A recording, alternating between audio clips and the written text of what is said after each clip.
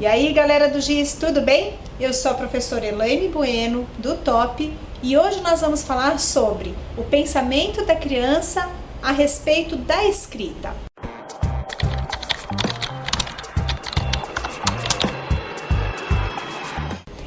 Lembrando para você que esse é um espaço de troca de ideias, eu tô te convidando para se inscrever aqui no nosso canal, para a gente poder aí trazer várias sugestões, comentários e crescer profissionalmente na nossa área docente, tá bom?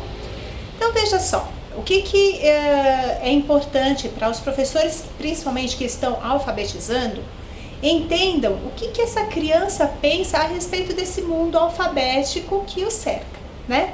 Porque é lógico, nós já temos uma mente alfabética, que é diferente da criança. E o que é que ela, vendo aí todas essas letras, palavras e frases e símbolos, né? O que é que ela imagina a respeito daquilo? Isso é bem importante para que a gente possa direcionar atividades e conseguir interpretar aquilo que a criança está supostamente escrevendo, tá? Então, a primeira hipótese da criança, e eu fico assim apaixonada, né, pelo pensamento da criança, é que para você conseguir escrever uma palavra, você precisa de muitas letras, tá? Então, como eles associam as letras, os símbolos ao som da fala, então, por exemplo, se eu falo a palavra boneca e você pergunta para a criança com quantas letras eu consigo escrever essa palavra, se ela está no início, né, do seu processo de alfabetização, ela vai dizer boneca, eu consigo escrever com 3 letras, ou seja, com 3 símbolos. Ela ainda não entende as junções, né, dos símbolos para formar uma sílaba. Então ela acha que com 3 símbolos já é o suficiente. Isso a princípio. Quando você pede para ela escrever, ela entra um pouquinho em conflito. Isso é muito bom, isso é fantástico. Fazer a criança entrar em conflito, fazer sair fumacinha da cabeça, fazer a criança pensar a respeito dessa construção é algo assim muito bom, que traz um resultado bem efetivo. Por que ela vai entrar em conflito? Porque se a hipótese dela é que para escrever uma palavra eu preciso de muitas letras, como é que a palavra boneca eu vou usar somente 3 letras? Então ela começa, né, até por algumas associações, perceber que alguma coisa aí precisa ser complementada, que só 3 letras provavelmente não vai dar conta do recado.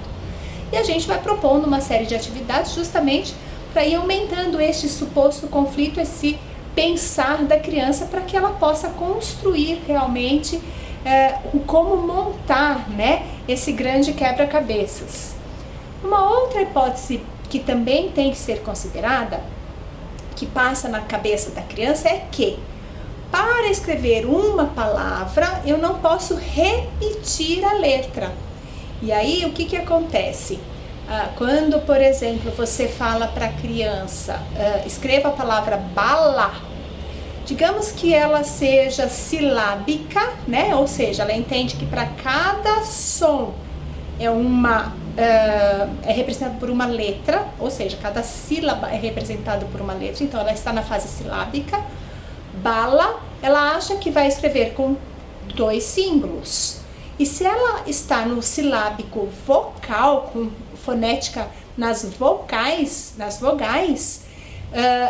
bala, ela vai pensar assim, A e A.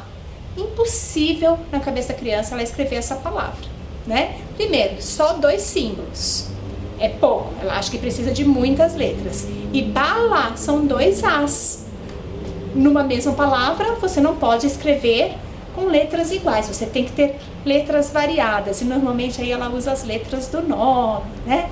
Então, o que é bem interessante, eu vou deixar aqui como sugestão de atividades, 2 atividades para vocês fazerem em sala de aula, para que ela possa ir colocando para fora, né, esse pensamento e arriscando a sua escrita. É muito importante ela arriscar escrever, ela fazer mesmo essas associações e você perguntar por que você escreveu desta forma, leia para mim, né? O leia para mim é muito importante para você conseguir interpretar o que essa criança escreveu, tá? Então, uma das atividades que eu acho assim, tem que acontecer diariamente. Diariamente.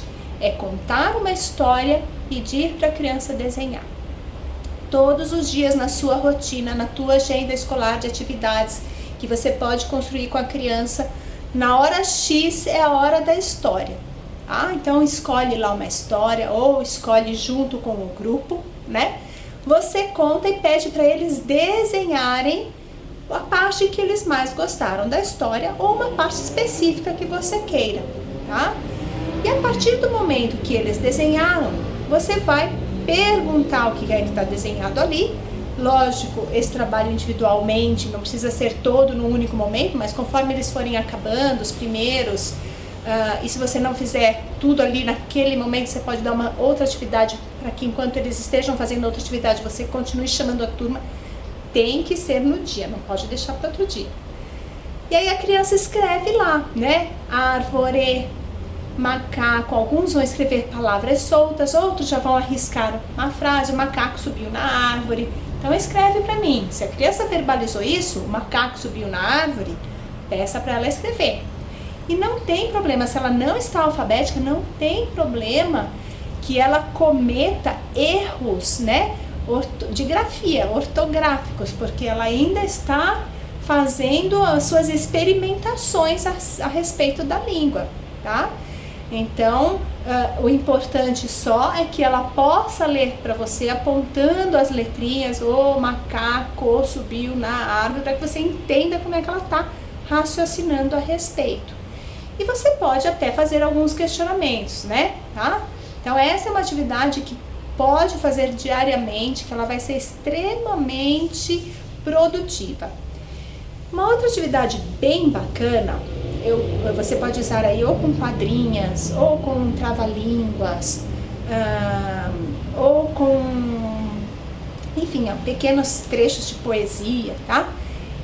Eles recitarem isso. Então, por exemplo, água mole, pedra dura, tanto bate até que fura, tá? Digamos que sejam esses dois versos, esses dois versinhos. Você escreve para eles isso num papel pardo grande, e aí eles vão ter que procurar em revista figuras, imagens que ilustrem cada palavrinha daquela. Então, água, eles vão lá procurar na revista e vão colar. Água mole. O que representa o mole? De repente eles vão achar um pudim, né? Então tem lá a foto de uma cachoeira, do lado a foto de um pudim, e aí eles vão colando e ilustrando palavra a palavra esses dois versinhos que você escreveu. E aí todo dia eles vão lendo aquele versinho, associando imagem ao que está escrito. É uma forma deles perceberem que tudo que está à nossa volta e que é falado pode ser simbolizado, né? Pode ser grafado. E que isso então é a escrita. A escrita é a representação da nossa fala. Com isso você pode até fazer assim um grande álbum de quadrinhas, né, para ser apresentado em alguma mostra que você tenha na escola. Além de estar mostrando para eles as associações das palavras, como é que eu estou combinando as letras para poder formar a palavra água, a palavra mole, tá? E isso vai aí fazendo uma construção associativa na cabecinha deles, assim, fantástica. Então, são essas duas dicas que eu queria dar de atividade para vocês hoje e falar para você prestar atenção nessas duas hipóteses que a criança tem. Eu preciso de muitas letras para escrever uma palavra e essas letras, a princípio, não podem se repetir, tá? Elas têm que ser muito variadas. E fica como dica de hoje aí para que você possa cada vez mais fazer uma alfabetização extremamente prazerosa e coloque essa criança diante desse mundo fantástico que é o ler e o escrever. Valeu? Um beijo com amor e até o nosso próximo encontro.